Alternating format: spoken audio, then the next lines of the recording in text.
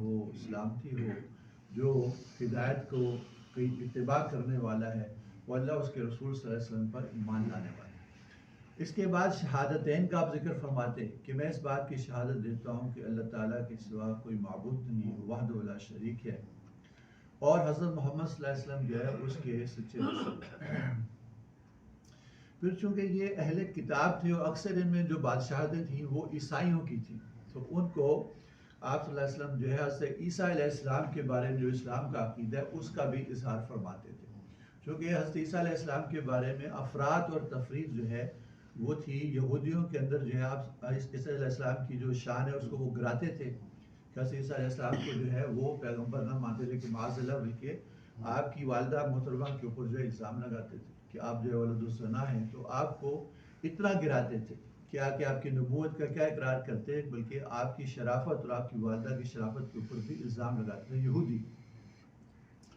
اور عیسائی جو ہیں وہ عیسیٰ علیہ السلام کی شان اتنی بڑھاتے کہ ان کو جو اللہ تعالیٰ کا بیٹا بنا دیتے۔ تو اس بات کا یعنی اس بات میں صحیح عقیدہ کیا ہے اسلام کا، اس کا اظہار بھی آپ صلی اللہ علیہ وسلم نے ان خطوں میں آپ نے فرمایا کہ حضرت عیسیٰ علیہ السلام جو اللہ تعالیٰ کا کلمہ ہے، اس کی روح ہے، اللہ کی روح ہے، یعنی اللہ تعالیٰ کی پیدا کردہ روح، جیسے اللہ تعالیٰ نے ارواح کو پیدا فرمایا، اسی طرح سے حضرت عیسیٰ علیہ السلام کی روح کو بھی اللہ نے پیدا فرمایا اور ان کو خاص صفات اور خاص اخلاق عطا فرمائے۔ تو اللہ تعالیٰ کی تخلیق کردہ روح ہے حضرت عیسیٰ علیہ السلام، اور اللہ کا کلمہ ہے وہ کلمہ جو کہ اللہ تعالیٰ کی طرف سے جو ہے لفظ کن کا کلمہ تھا، جیسے کہ کسی چیز کے ہونے کا اللہ ارادہ فرماتے ہیں تو وہ چیز ہو جاتی ہے۔ اسی طرح حضرت عیسیٰ علیہ السلام کے لیے جو کن کا کلمہ تھا وہ یہ تھا کہ بغیر باپ کے ان کی تخلیق ہو جائے، تو یہ اللہ تعالیٰ کا کلمہ ہے کہ جس کے نتیجے میں حضرت عیسیٰ علیہ السلام جو ہے وہ پیدا ہوئے کہ کلمہ حضرت جبریل علیہ السلام کنواری مریم علیہ السلام کی طرف جو لائے اور ان کے بدن کے اندر اس کو پھونکا، جس کے نتیجے میں حضرت عیسیٰ علیہ السلام کی تخلیق ہوئی کہ ان کے بدن میں ان کا حمل ٹھہرا اور وہ پیدا ہوئے۔ تو حضرت عیسیٰ علیہ السلام کی جو حقیقت ہے آپ صلی اللہ علیہ وسلم جو اپنے خط میں جو ہے وہ واضح فرماتے تھے۔ اور پھر اگلی بات آپ نے ان خطوط کے اندر یہ فرمائی کہ یا اہل الکتاب تعالوا الی کلمۃ سواء بیننا وبینکم، کہ اہل کتاب ایک ایسی بات کی طرف آؤ جو کہ ہمارے اور تمہارے درمیان جو ہے برابر ہے، اور وہ بات کیا ہے کہ ہم اللہ تعالیٰ کے علاوہ کسی کی عبادت نہ کریں، وہ اللہ کے ساتھ کسی کو شریک نہ ٹھہرائیں، اور ہم میں سے بعض کو اللہ کو چھوڑ کے اپنا رب نہ بنائیں، کہ اللہ تعالیٰ کے حکم کے مقابلے میں اپنے جیسے انسانوں کی اتنی عزت اور تکریم کریں کہ اللہ کے حکم کو تو پیچھے چھوڑ دیں، ان کی باتوں کو ہم اپنا لیں، تو ایک دوسرے کو رب نہ بنائیں۔ اور اگر پھر بھی یہ لوگ جو ہے آپ سے روح گردانی کریں، رخ پھیریں، تو آپ ان سے کہیے کہ گوار ہو کہ ہم تو مسلمان نہیں، اللہ تعالیٰ کے تابع فرمان ہیں۔ تو یہ وہ آیت ہے جو حضور اقدس صلی اللہ علیہ وسلم جو ہے اپنے خطوط کے اندر جو رہی تھی۔ پھر آپ صلی اللہ علیہ وسلم کے خطوط کے اندر اگلی بات یہ ہوتی کہ اسلم تسلم، کہ اسلام لے آؤ تم سلامتی حاصل کر لو گے، یعنی اگر تم سلام لے آؤ گے، اسلام لے آؤ گے تو تمہیں سلامتی حاصل ہوگی، یعنی جو تمہاری حکومت ہے، جو تمہاری سلطنت ہے وہ تم سے چھینی نہ جائے گی، بس وہ تمہارے پاس ہی رہے گی، تمہارا مال اموال جو کچھ تمہاری دنیا کی چیزیں اس کے اندر سلامتی ہوگی۔ تو اسلام لے آؤ تمہیں سلامتی حاصل ہوگی، ایک بات آپ یہ فرماتے۔ اور پھر یہ فرماتے ہیں کہ اگر تم اسلام لاؤ گے تو تمہیں دوہرا اجر ملے گا، تمہیں اپنے اسلام لانے کا بھی اجر و ثواب ملے گا، اور جو رعایا تمہارے ماتحت ہے اس کا اجر و ثواب بھی تمہیں ملے گا۔ اور اگر تم جو ہے اسلام نہیں لاؤ گے تو تمہاری جو رعایا ہے اس کا جو قصور اور گناہ ہے وہ بھی تمہاری گردن پہ ہوگا۔ تو یہ حضور اقدس صلی اللہ علیہ وسلم کے خطوط کا اکثر خود کا یہ مفہوم تھا کہ یہ باتیں آپ صلی اللہ علیہ وسلم جو ہے اور خطوط کے اندر ان بادشاہوں کو، ان حکام کو آپ نے ارشاد فرمایا۔ اور پھر آپ نے اپنے صحابہ کرام رضی اللہ عنہم اجمعین میں سے خاص جو یعنی ایلچی تھے جو ان خطوط کو لے جانے والے تھے، ان کا انتخاب فرمایا کہ ان کی شخصیت کے اعتبار سے اور ان کی جو تجربے کے اعتبار سے کہ کون کس جگہ جا کے جو ہے وہ دعوت جو ہے وہ دے سکتا ہے۔ جیسے نجاشی کے پاس جو ہے عامر ابن امیہ زمری رضی اللہ عنہ جو ہے یہ صحابی ہیں معروف، جو کہ بیر معونہ کا معروف غزوہ جس کا بارے میں ہم پہلے پڑھ چکے ہیں، اس میں سے یہ واحد صحابی ہیں جو کہ بچ رہے تھے، باقی سب شہید کر دیے گئے تھے۔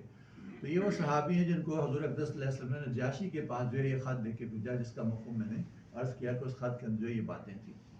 اور یہ نجاشی کے پاس جو ہے وہ گئے اور اس کو جا کے جو یہ والا نامہ جو آپ صلی اللہ علیہ وسلم کا دیا, اور نجاشی جو ہے آپ صلی اللہ علیہ وسلم کے خط مبارک کو اس نے دیکھا اور پھر اتنی عزت اور تکریم کی کہ اس نے آپ کے خط کو اپنی آنکھوں کے ساتھ لگایا, اور وہ تخت پر بیٹھا ہوا, تخت سے اتر کے زمین کے اوپر بیٹھا, اور عزت اور احترام کے اندر جو ہے آپ کے خط کو آنکھوں کے ساتھ لگا کے پھر اس کو جو پڑھا, اور پھر جو اس پہ آپ صلی اللہ علیہ وسلم کی تصدیق کی, اور آپ کے لیے جو ہے خط لکھا کہ یہ خط جو ہے محمد رسول اللہ صلی اللہ علیہ وسلم کی خدمت میں پیش کر رہا ہوں. اور اسحمہ اس کا نام تھا, اسحمہ بن ابجر, وہ نجاشی جو کہ حضور صلی اللہ علیہ وسلم نے جس کو اسلام کی دعوت دی تھی, اس کا نام اسحمہ ابن ابجر تھا, کہ اسحمہ بن ابجر یہ خط لکھ رہا ہے حضور اقدس صلی اللہ علیہ وسلم کی خدمت میں,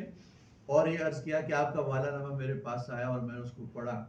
اور جو آپ نے دعوت دی اور اس میں حضرت عیسیٰ علیہ السلام کو جو ذکر کیا اور ان کی حقیقت کو بیان کیا, تو ہم بے شک آپ کی اسی بات کے اوپر جو ہے وہ یقین رکھتے ہیں, اور عیسیٰ علیہ السلام اس سے ایک تنکا بھی زیادہ نہ تھا. جو شان آپ نے عیسیٰ علیہ السلام کی بیان کی ہے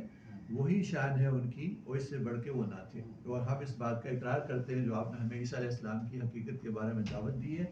اور میں اللہ تعالیٰ پر ایمان لاتا ہوں اور آپ صلی اللہ علیہ وسلم کی جو ہے میں تصدیق کرتا ہوں. تو اس سے پہلے آپ کے صحابہ میرے پاس آئے اور ہم ان کی مہمان نوازی کی, اور میں آپ کے چچا زاد بھائی حضرت جعفر بن ابی طالب کے ہاتھ پر مسلمان ہوتا ہوں. تو جو نجاشی جو ہے وہ مسلمان ہوا,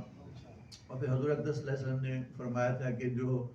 حبشہ کی طرف ہجرت کر گئے تھے مسلمان, ان کو مدینے جو ہے بھیجا جائے. تو ان کے جو اہل و عیال تھے اور صحابہ کرام تھے, ان کے لیے 2 کشتیوں کا انتظام کیا, اور ان پہ جو ان کا ساز و سامان ان سب کو جو بٹھا کے مدینے کی طرف جو ہے روانہ کیا, جس میں حضرت جعفر بن ابی طالب, جس کو جعفر طیار بھی کہتے ہیں, حضور اقدس صلی اللہ علیہ وسلم کے چچا زاد بھائی, حضرت علی ان کے بڑے بھائی, وہ بھی تھے, اور ابو موسیٰ اشعری رضی اللہ عنہ معروف صحابی ہیں, وہ بھی تھے. اور یہ دونوں جو حضرات ہیں اور باقی صحابہ کرام, یہ حضور اقدس صلی اللہ علیہ وسلم کو خیبر کے موقع پر ملے. یہ اس وقت آپ صلی اللہ علیہ وسلم کو ملے 7 ہجری میں, جبکہ آپ خیبر کے لیے فتح کے لیے تشریف لے گئے تھے. آپ صلی اللہ علیہ وسلم حضرت جعفر رضی اللہ عنہ کو جب بڑے عرصے بعد چونکہ آئے تھے, ہجرت حبشہ تو بہت پہلے ہوئی تھی ہجرت مدینہ سے, اور یہ 7 ہجری کا واقعہ ہے, غزوہ خیبر یا فتح خیبر. تو حضور صلی اللہ علیہ وسلم نے ارشاد فرمایا کہ جعفر کو دیکھ کے ان کے ماتھے کو چوما اور کہا کہ آج مجھے یہ یعنی نہیں معلوم ہو رہا کہ زیادہ خوشی مجھے خیبر کی فتح کی ہے یا جعفر کی ملاقات کی. تو حضرت جعفر رضی اللہ عنہ کو باقی صحابہ جو آئے, ان کے جو بیوی بچے تھے وہ براہ راست جو مدینہ پہنچے. اور یہ نجاشی جو ہے یہ 9 ہجری تک جو ہے وہ زندہ رہا. 9 ہجری میں جب حضور اقدس صلی اللہ علیہ وسلم جو ہے وہ تبوک سے واپس تشریف لائے, تو آپ صلی اللہ علیہ وسلم نے اپنے صحابہ کو مدینہ میں نجاشی کے انتقال کی خبر دی. اور یہ وہ بادشاہ ہے کہ جس کی حضور اقدس صلی اللہ علیہ وسلم نے غائبانہ نماز جنازہ جو ہے مدینہ میں پڑھی.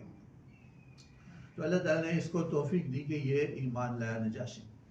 اس کے بعد جو دوسرا والا نامہ, دوسرا خط جو تھا, وہ حضور اقدس صلی اللہ علیہ وسلم نے مصر کے بادشاہ کی طرف جو لکھا, جو مصر اور سکندریہ پر جو ہے حکومت کرتا تھا, اور یہ سارے قبطی لوگ تھے, یعنی وہی نسل تھی جو فرعون کی نسل میں آگے قبطی چل رہے تھے. تو اس کے ساتھ حضور صلی اللہ علیہ وسلم نے فرمایا کہ یہ والا نامہ, یہ خط جو ہے حضرت محمد صلی اللہ علیہ وسلم کی طرف سے ہے, اور عظیم قبط